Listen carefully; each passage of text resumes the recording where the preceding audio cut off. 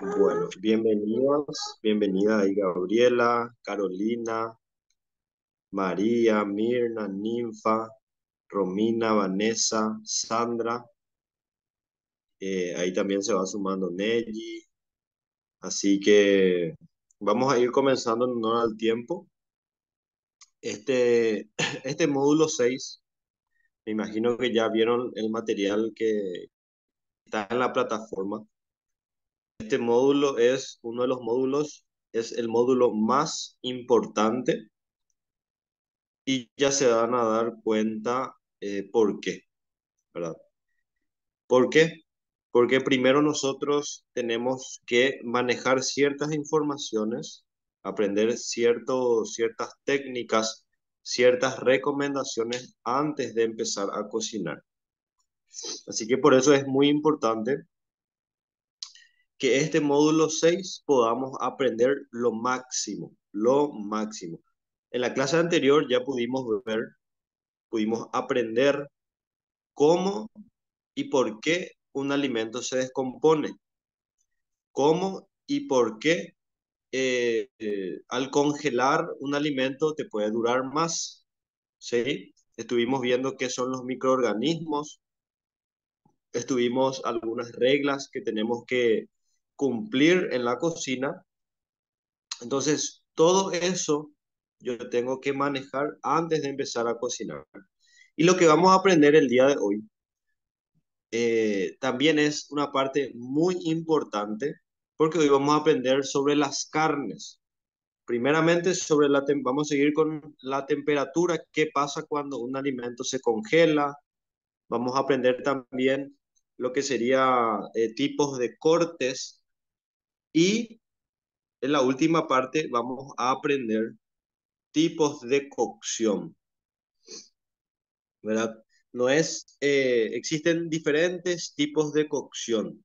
Ustedes van a encontrar en la receta, no sé, que de repente diga hacer un guisado, hacer un estofado.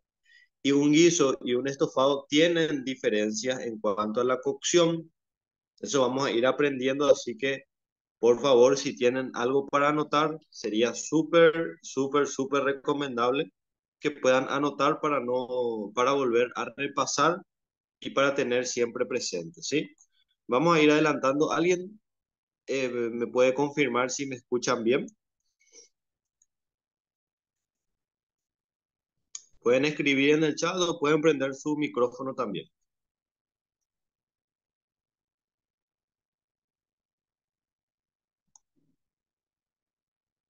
Muchas gracias, Gabriela. Gracias, Nelly.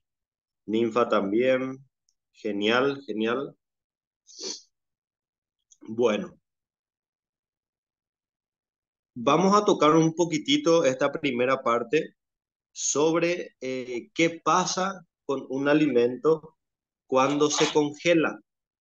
¿Sí? Eso también es algo muy importante. Ya estuvimos hablando que para que mi alimento se pueda mantener bien o se pueda mantener, se pueda conservar y atajar el crecimiento de las bacterias y los microorganismos, utilizamos tanto, cocinamos a más de 60 grados o eh, congelamos o refrigeramos nuestro alimento para que no se descomponga, ¿sí? Ahí también veo ya al supervisor Carlos que se conectó. Buenos días, Carlos, ¿cómo estás? A ver si puede compartir un poco. Él es el supervisor que nos estará acompañando a lo largo de este curso. Sí, buen día, profe, buen día también a todos los beneficiarios y también a la compañera Carolina, que ambos vamos a estar escuchando y aprendiendo con ustedes, ¿verdad? Y comentarle que el Sinas Vocal estamos apostando a este tipo de proyectos para tratar de llegar a más gente por la virtualidad y también que detrás del profesor hay todo un equipo que se mueve, ¿verdad? Que la parte técnica, operativa, administrativa, para que todo esto tenga un término así como lo esperado, ¿verdad? Con la entrega de certificado y también decirle a todos los beneficiarios que asistan y que tengan en cuenta que no se regala nada acá. Cada uno gana su espacio, cada uno gana su certificado atendiendo a las clases y teniendo la participación activa y continua de todas las clases que se están dando, ¿verdad? Y también agregar que no sé si la compañera Carolina quiere decir algo también. ¿Está escuchándome por ahí? Buenos días, buenos días. Sí, ¿qué tal, compañero? Buenos días, profe. Buenos días también a los participantes. Y como decía el compañero, para complementar un poco lo que él ya expresó, animarles a todos para que puedan seguir, no bajen la guardia, como se dice. Hay un proceso que seguir. Nosotros estamos ya desde el inicio de clase prácticamente. Estamos en el grupo de WhatsApp, estamos también ingresando a la plataforma, también en las reuniones por Zoom.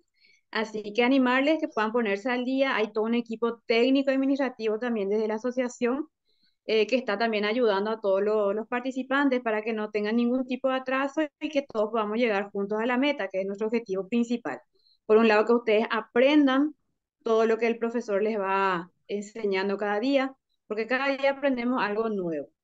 Y también para que ustedes puedan ir completando y completar el proceso y poder recibir el certificado correspondiente y también los kits que incluye este curso de capacitación.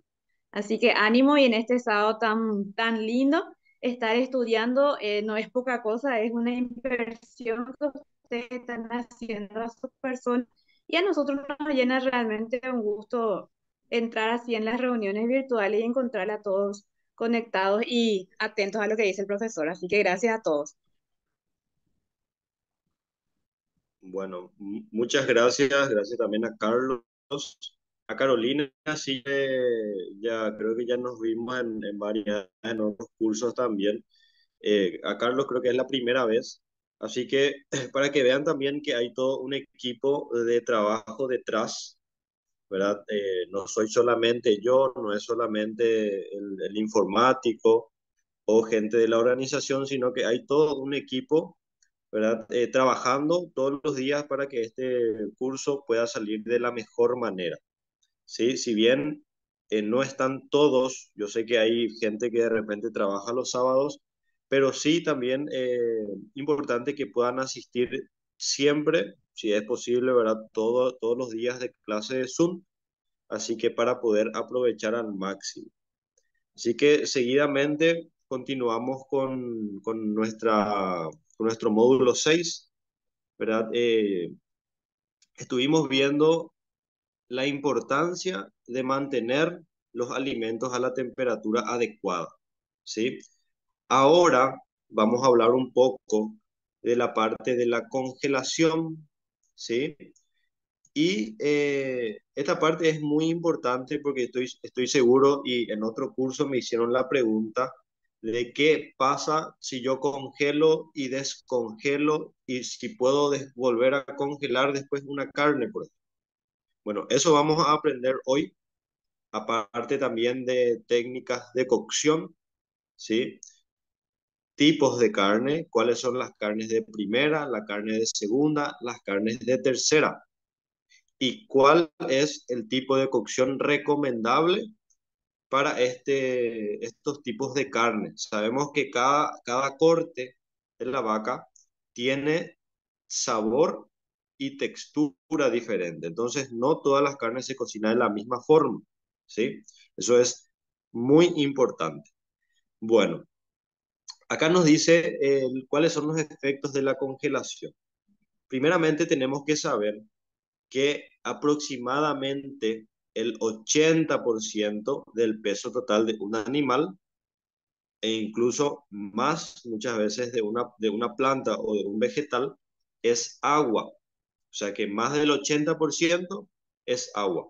¿Sí? El agua es el componente mayoritario en los alimentos que derivan de los animales y las plantas. Al congelar un alimento, el agua se transforma en hielo y se produce un efecto de desecación. O sea que a consecuencia de que la mayor parte de esta materia prima, ya sea carne o vegetales, la mayor parte es agua, es líquido, entonces a bajas temperaturas esta agua cambia de líquido a sólido, ¿sí? Por eso es que se produce la congelación. Por eso es que se congelan ciertos alimentos, ¿sí? Y los alimentos más comunes se congelan entre 0 a -4 grados. O sea que si yo tengo una congeladora o tengo mi heladera en la parte de congelados, tengo que asegurarme que la temperatura esté de 0 para abajo, ¿sí? ¿Qué pasa si yo tengo mi local, tengo mi comedor o tengo simplemente en mi casa una congeladora y este no está a la temperatura indicada? Obviamente mi materia prima no se va a congelar y por ende se va a tender a desperdiciar. Y al desperdiciar quiere decir que estamos perdiendo plata.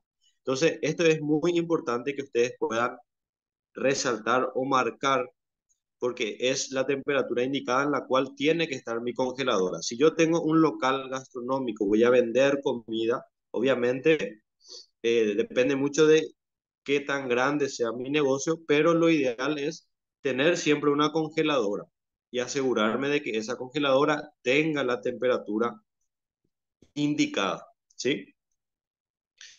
Bueno, la cristalización. Para que la cristalización se produzca más fácilmente se necesita la existencia de alguna partícula o sal insoluble que actúe como núcleo de cristalización.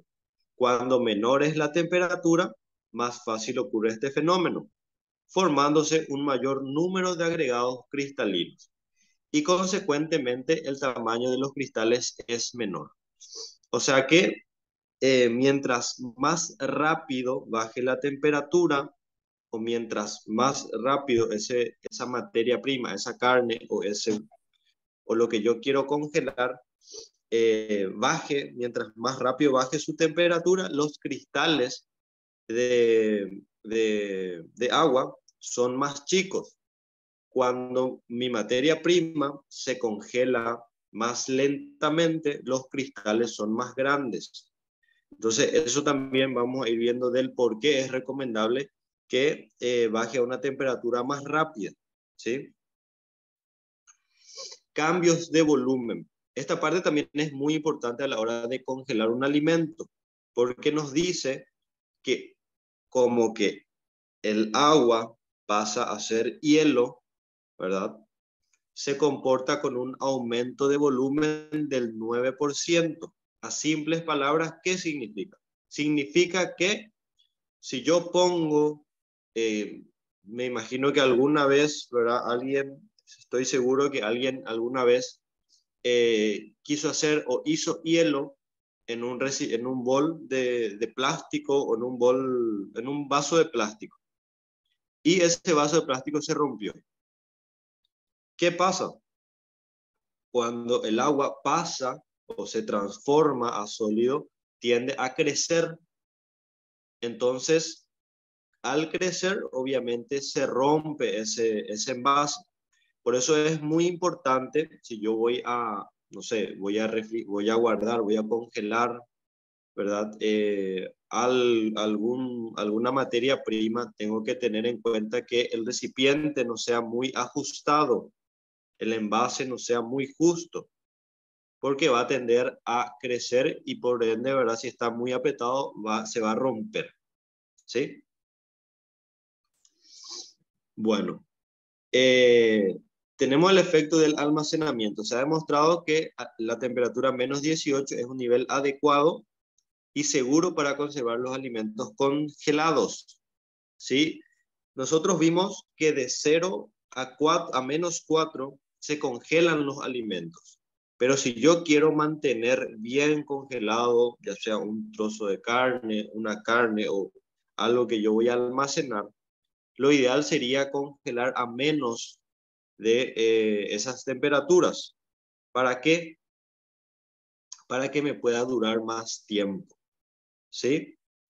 Y también acá nos dice la recristalización, ¿sí? Durante el almacenamiento hay una tendencia de los pequeños cristales a unirse entre ellos, formando otros de mayor tamaño. Esto puede Esto se debe a que los pequeños cristales resultan más inestables que los grandes, al poseer más energía en la superficie por unidad de masa. Este fenómeno es más acentuado si se almacena el producto a temperaturas cercanas de cero. Cuando más baja es la temperatura, menores son los efectos, considerándose casi despreciables por debajo de los menos 60. ¿Sí? Y acá tenemos la desnaturalización proteica. ¿Sí? La otra vez un participante me estuvo preguntando que qué pasa si yo congelo un pedazo de carne, luego quiero usar, descongelo y me sobra, no sé, la mitad o medio kilo. ¿Yo puedo volver a congelar?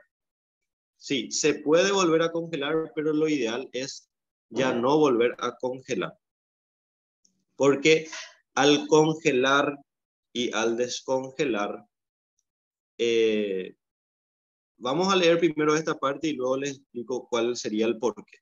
Cuando un producto se ha congelado lentamente o cuando ha habido fluctuaciones de temperatura durante el almacenamiento, que serían variaciones de temperatura en esa carne, vamos a utilizar de ejemplo una carne, los cristales de hielo que forman crecen extrayendo agua ligada a las proteínas, ¿sí? De tal forma que éstas se desorganizan, siendo luego incapaces de recuperar dicha agua durante la descongelación. De manera que esta agua, al perderse, arrastra los nutrientes hidrosolubles. Este proceso cambia la textura del alimento, produciendo un endurecimiento e incluso disminuyendo la solubilidad del valor nutritivo. ¿Qué quiere decir? La carne, el principal nutriente que nos aporta a nosotros, a las personas, ya sea en cualquier plato que tenga carne, es el aporte nutritivo de las proteínas, que las proteínas sirven para mantenernos, para mantener el músculo, ¿verdad? Y otros beneficios también. En este caso, al congelar, existen nutrientes en esta carne que cambian de composición al descongelar, inclusive se puede perder su valor nutritivo, la textura también del alimento. Por eso es que un tomate yo congelo, descongelo y ya no queda igual, ¿verdad? Por eso es que una papa yo no puedo congelar. ¿Por qué? Porque cambia su composición y al volver a la temperatura normal, ya cambió su textura. Por eso es muy importante, si yo voy a descongelar una carne, trato de descongelar lo que voy a utilizar, ¿sí? Porque a medida que vaya congelando, descongelando, congelando, la textura ya no va a ser la misma. El valor nutritivo ya no va a ser la misma tampoco, ¿sí? Bueno, esta parte es, creo que una de las partes más importantes a tener en cuenta, que son las enfermedades transmitidas por alimentos, conocidas como ETA, ¿sí? Es definido como un accidente en el que dos o más personas presentan una enfermedad semejante después de haber comido el mismo alimento, y los análisis epidemiológicos apuntan al alimento como origen de la enfermedad. O sea que cuando nos vamos a un restaurante, comemos en familia y yo y mi hermano o mi hermana tiene los mismos síntomas, entonces se puede hablar de un tipo de enfermedad, una intoxicación producida por lo que se comió, ¿sí? Las ETAs pueden clasificarse en infecciones, intoxicaciones o infecciones mediadas por toxina, ¿sí? La infección transmitida por alimentos es una enfermedad que resulta de la ingestión de alimentos conteniendo microorganismos. Ya estuvimos viendo en la clase anterior qué son los microorganismos, cómo se transmiten, cómo un alimento puede tener un microorganismo. y en este caso los microorganismos patógenos vivos, como la salmonela, por ejemplo, que es súper conocida, la shigella, el virus de la hepatitis A, la trichinela y entre otros. ¿Verdad? Por eso es muy importante la buena manipulación de los alimentos para evitar la contaminación, como estuvimos viendo en la clase anterior, evitar la contaminación cruzada. La intoxicación causada por alimentos ocurre cuando las toxinas producidas por las bacterias producen unas toxinas que se quedan en el alimento, o también pueden ser algunos mohos, ¿verdad? Están presentes en el alimento ingerido, o elementos químicos en cantidades que afecten la salud. Las toxinas generalmente no poseen olor o sabor y son capaces de causar enfermedad incluso después de la eliminación de los microorganismos, ¿sí?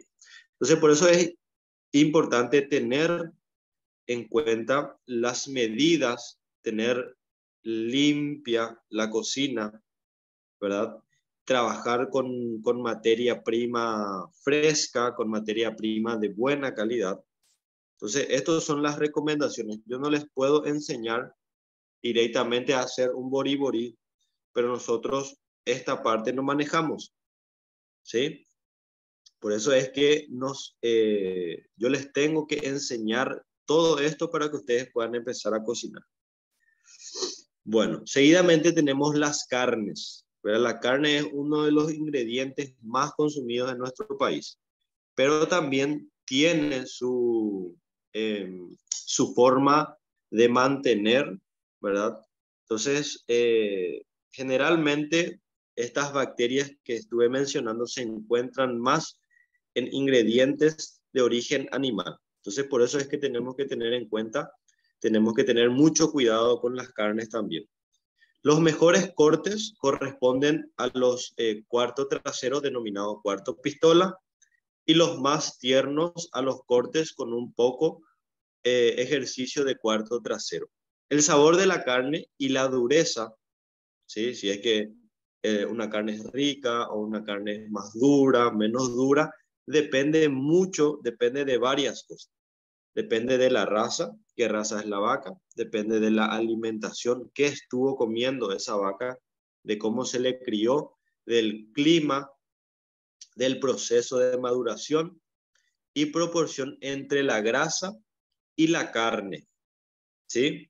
La carne de animales gordos es más sabrosa y tierna, ¿sí? Con menos contenido fibroso. La carne de animales magros, ya sea que sería sin grasa o muy poca grasa, es poco apetitosa y es más firme, o sea que es más dura, debido a su alto contenido de agua. Sin embargo, la carne contiene entre el 35 y a 45% de agua. Y también la edad y el sexo del animal son factores que influyen en la terneza y el sabor de la carne, ¿sí? Las carnes tienen que descansar en frío. O sea, se tiene que,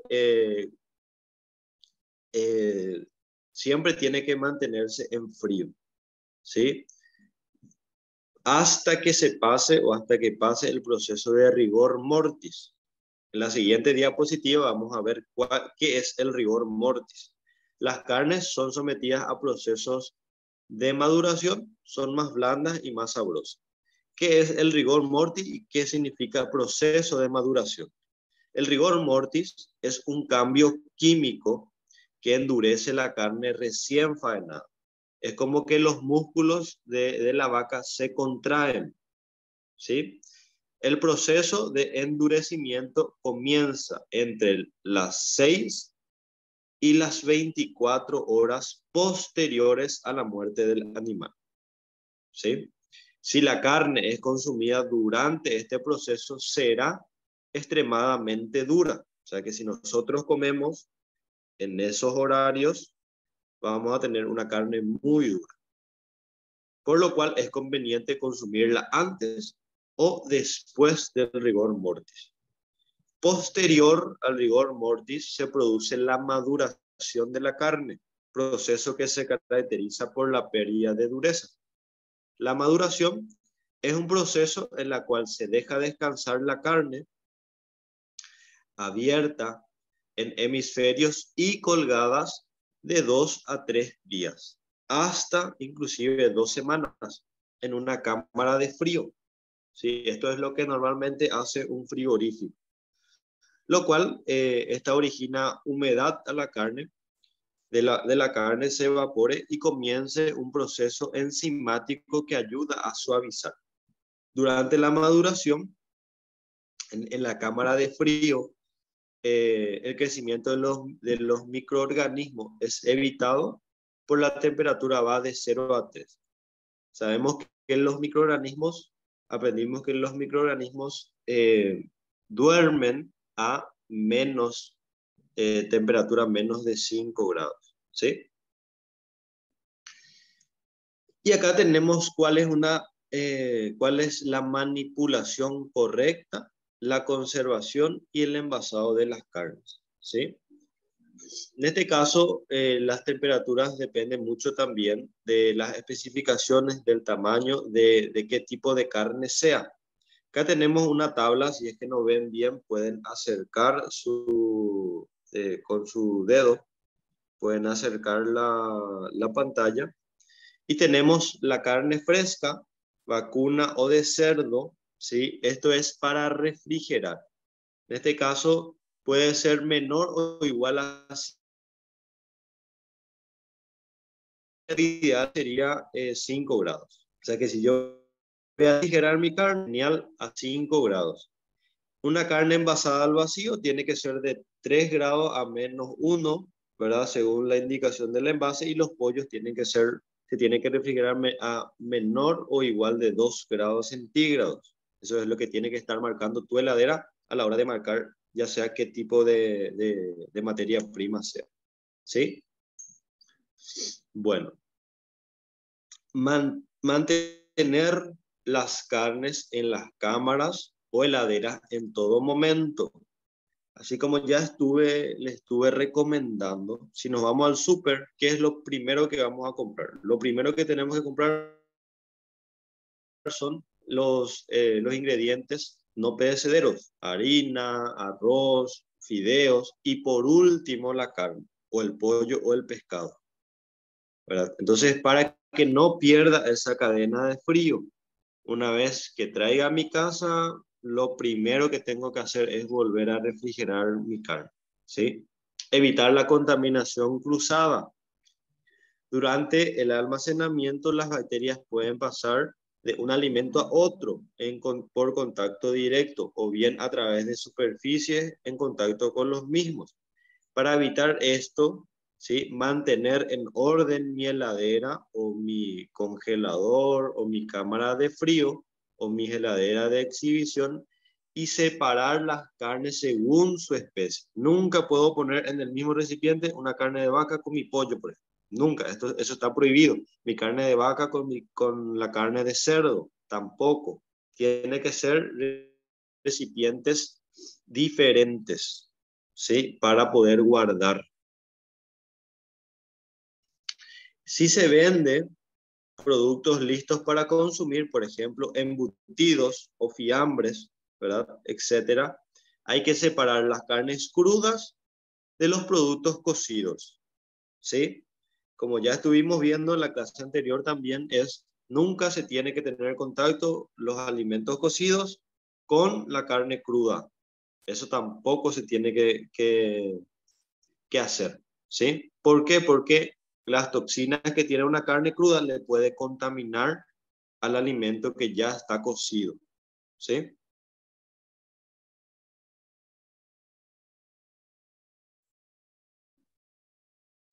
Bueno, ¿cómo controlar las carnes en la heladera o en una cámara de refrigeración? ¿Sí? Las carnes crudas y todos los alimentos listos para consumir que necesitan refrigeración deberán conservarse a una temperatura menor o igual a 5 grados, como ya estuve diciendo. Y la carne picada a 2. Esto es en el caso de que, supongamos, a la mañana, o sea, a la noche, refrigero a esta temperatura y al día siguiente voy a usar. Obviamente, si voy a usar de acá a una semana, lo ideal ya sería congelar, ¿sí? Temperatura de congelación. Las carnes conservadas por congelación deben mantenerse a una temperatura entre -12 y -18, salvo que el rótulo aprobado del producto congelado especifique otra temperatura. Tenga siempre en cuenta que los valores de la temperatura que se mencionan corresponden a la temperatura en el interior del alimento. ¿Qué quiere decir esto? Que no porque yo mi carne ponga en mi heladera que me figura está a -15, en media hora ese trozo de carne ya va a estar a -15. No, depende mucho del tamaño de la carne para que cuánto tiempo te va a llevar su congelado hasta el centro. O sea que el alimento en el centro mismo tiene que estar a -15, por ejemplo, para que se considere que ese alimento está congelado. ¿Cómo se logra eso? Obviamente temperatura baja y con el tiempo. Y el tiempo varía mucho al tamaño de nuestra carne, ¿sí?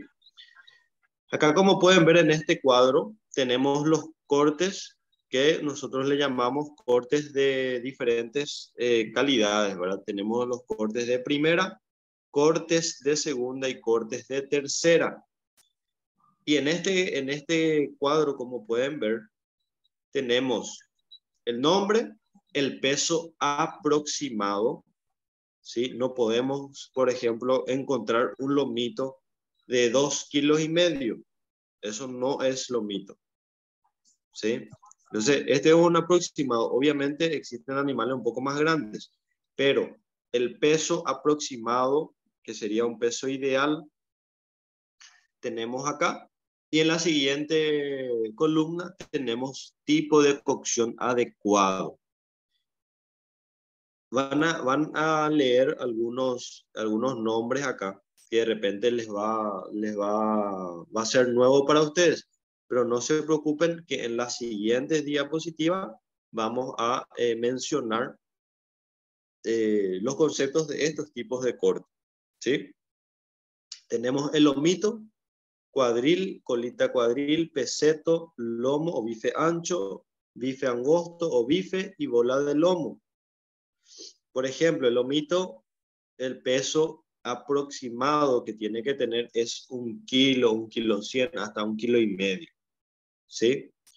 Y como que es una carne blanda, ¿sí? Tiene varias opciones de cocinado. Se puede freír, se puede grillar, que sería en una sartén, un grillé.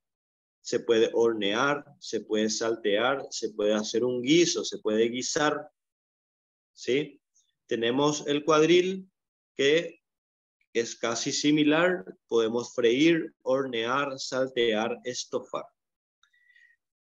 Acá una gran diferencia, tenemos el peseto. El peseto es denominado una carne de primera, pero a diferencia del lomito es una carne mucho más dura.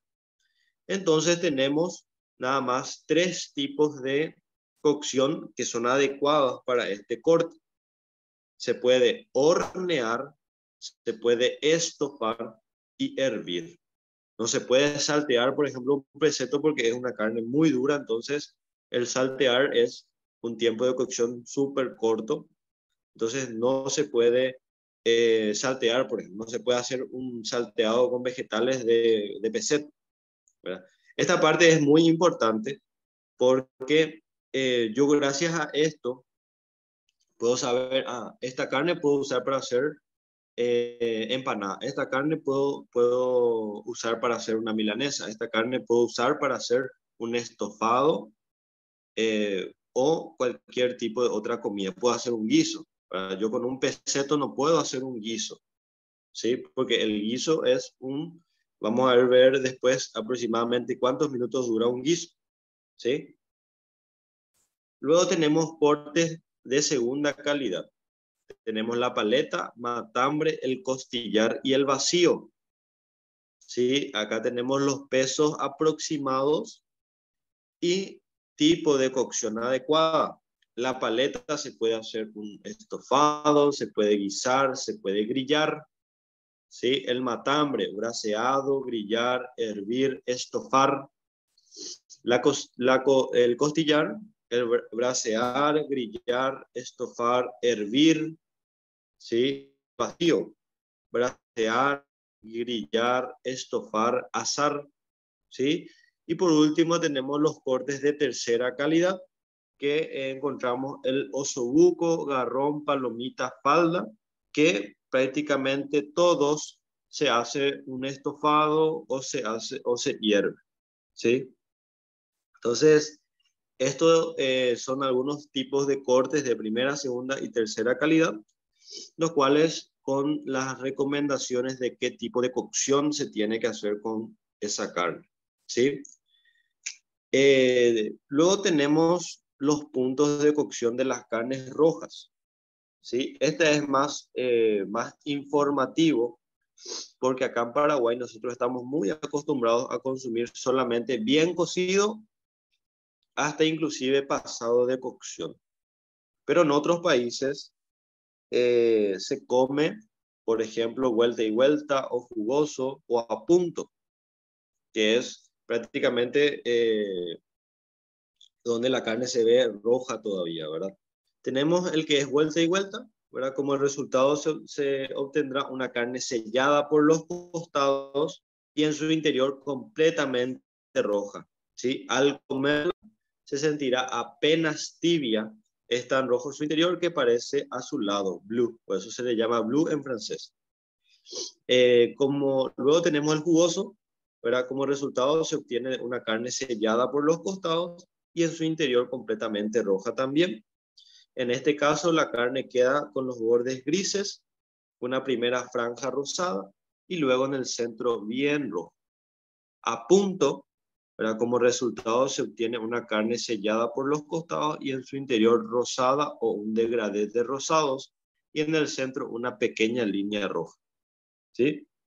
Bien cocido, en este caso la carne alcanza un color grisáceo en su interior, pero tiene que conservar los jugos transparentes o de lo contrario va a ser muy seca. Y por supuesto, pasada de cocción ya es un punto de la carne, está demasiado cocida, ya ha perdido su humedad y su terneza, ¿sí? Acá tenemos un poco las temperaturas que tiene que tener cada tipo de cocción de carne, ¿verdad? Y llegamos a la parte de los métodos de cocción, ¿verdad? Tenemos métodos de cocción que también se dividen en húmedos o secos, por ejemplo. En este caso tenemos los métodos de cocción húmedos, ¿sí? Que por su nombre lo dice, se utiliza algún líquido, ¿verdad? Para cocinar. En este caso se puede utilizar agua, caldos, ¿verdad? Para realizar este tipo de cocción. Y entre ellos, entre los métodos de cocción húmedo, esto es muy importante que puedan memorizar. ¿Por qué? Porque en algunas recetas van a encontrar, por ejemplo, para hacer una tarta de acelga, les va a decir blanquear la acelga, ¿verdad? Y si yo no manejo, yo no sé qué es blanquear, ahí mismo me voy a perder, ¿verdad? ¿Qué sería blanquear o qué es blanquear? Blanquear es cocinar los alimentos en un líquido abundante en ebullición, o sea, tiene que estar hirviendo mi líquido sin tapa por un tiempo corto, ¿sí? Luego, la cocción se corta sumergiendo el alimento en agua fría. Se puede hacer agua, caldos y aceite, porque también se puede blanquear en aceite.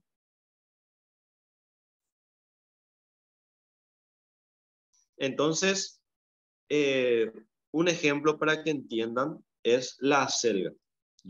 Compro mi acelga, hoy quiero hacer tarta de acelga, entonces tengo que blanquear primeramente mi acelga. El primer paso es eh, divido la hoja y el tallo, porque el tallo necesita un poco más de tiempo de cocción, y la hoja solamente se blanquea de 30 a 60 segundos, nada más. Hiervo mi agua mientras que estoy acá procesando, apartando por un lado la hoja, por un lado el tallo. Entonces, lo primero que hago es blanqueo la hoja por 30 a 60 segundos. O sea que meto en agua hirviendo por cuento hasta 30 o cuento hasta 60 y saco nuevamente, pongo en agua fría para que se corte la cocción y después de eso empiezo a procesar. Empiezo a cortar para ya usar en mi tarta. También se hace con la espinaca. Generalmente se hace mucho, al menos con agua, cuando vamos a utilizar hojas verdes, ¿sí? Luego tenemos hervir, que creo que todos, la mayoría conocemos, es llevar a ebullición un producto a partir de abundante líquido frío o caliente, hasta conseguir la cocción deseada. Y acá tenemos los tiempos, depende del tipo de carne. Tenemos carnes tiernas, que puede ser un lomo, un pollo, ¿verdad? Normalmente te lleva de 20 a 30 minutos por kilo. Obviamente, si el trozo es más grande, te va a llevar un poco más tiempo. Luego tenemos las carnes firmes, que puede ser la colita cuadril, bola de lomo, costilla, pavo.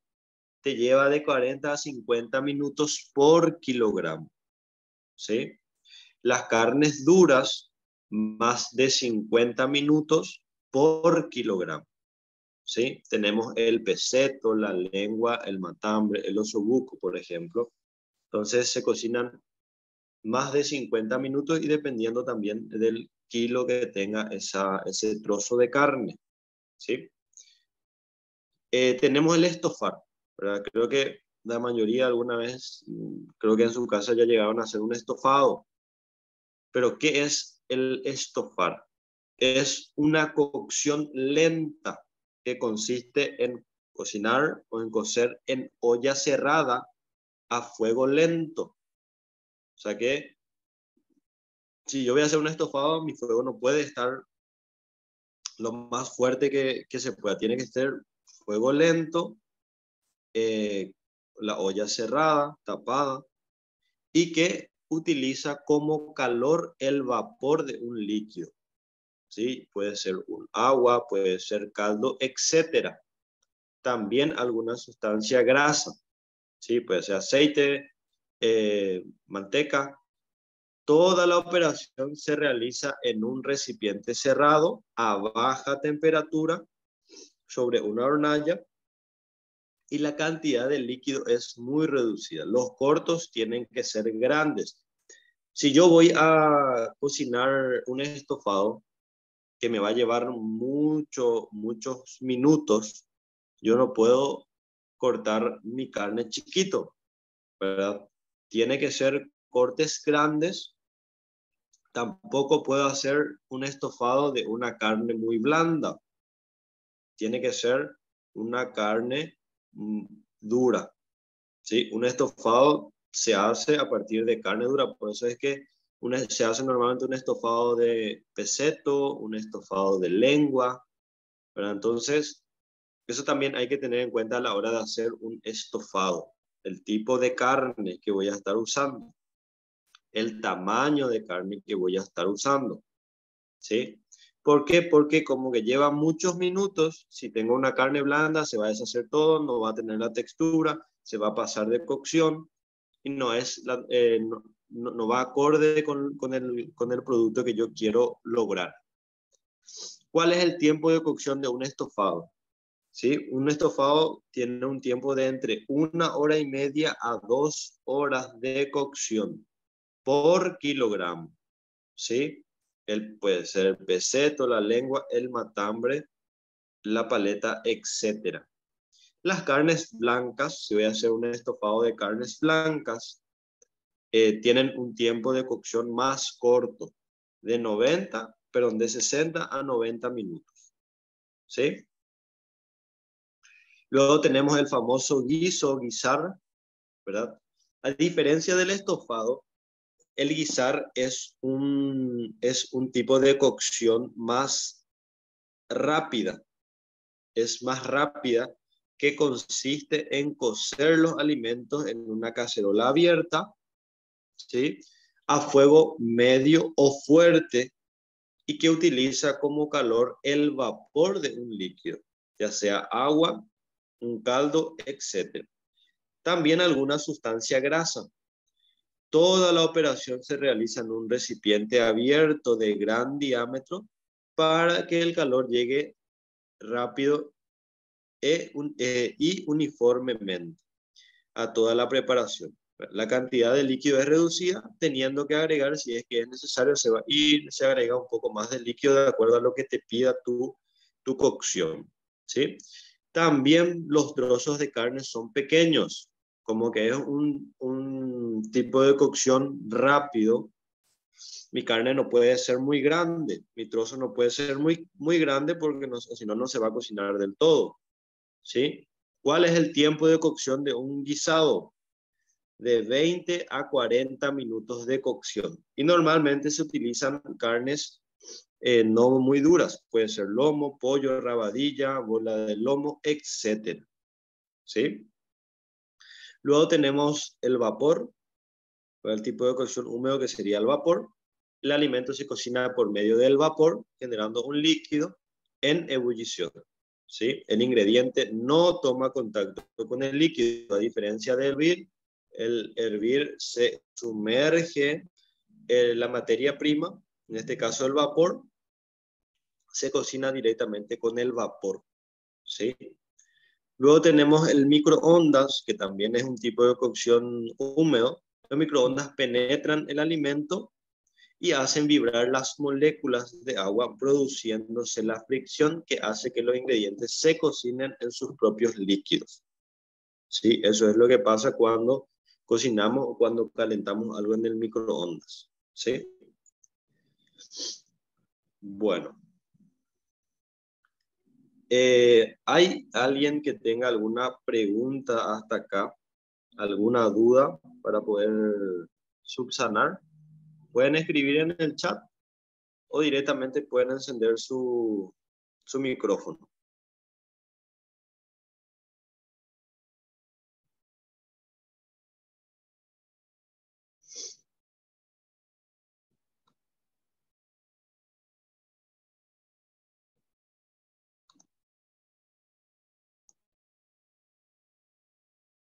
Entendido perfectamente, dice Gabriela. Genial.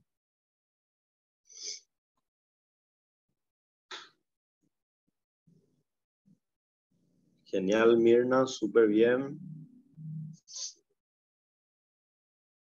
Es importante que puedan ir repasando nuevamente, especialmente los tipos de cocción, porque en diferentes recetas ustedes van a encontrar términos que vamos a estar aprendiendo en este módulo 6. Así que es importante, para no perdernos, ir volviendo a repasar, leer, para familiarizarnos con el vocabulario técnico. Esto es muy importante. Así como les dije desde el primer día, nosotros vamos a aprender en este curso técnicas.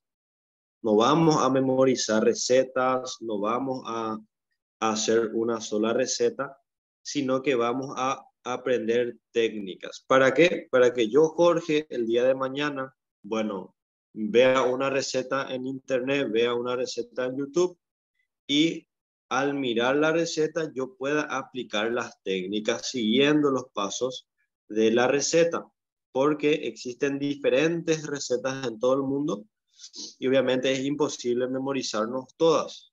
Entonces lo que nosotros tenemos que aprender son técnicas, porque en una receta puede variar las cantidades nomás, pero las técnicas siempre van a ser las mismas, ¿sí? A ver, Gabriela, interesante, felicita perfectamente la explicación, genial. Súper, súper. Entonces, es importante, ¿verdad? Que puedan entender esta parte. Yo creo que por hoy vamos para no cargarles con mucha información, hasta este punto y en la siguiente clase entramos en lo que sería métodos de cocción secos, ¿sí? ¿Cuáles son los métodos de cocción secos? Eso vamos a ir aprendiendo en la siguiente clase. Así que como tarea de este fin de semana les dejo volver a repasar el material, volver a releer para familiarizarnos con lo que ya estuvimos aprendiendo en estas primeras clases, para después ya empezar a cocinar. Porque acuérdense que a partir del módulo 7 ya empezamos con comida paraguaya, pero yo no les puedo enseñar a cocinar sin que ustedes sepan tipos de cocción, nombres de los cortes de vegetales, ¿verdad? Que van a encontrar en la receta. Y si no manejamos, nos vamos a perder, ¿sí? Bueno, ¿alguien más quiere aportar algo antes de ir cerrando?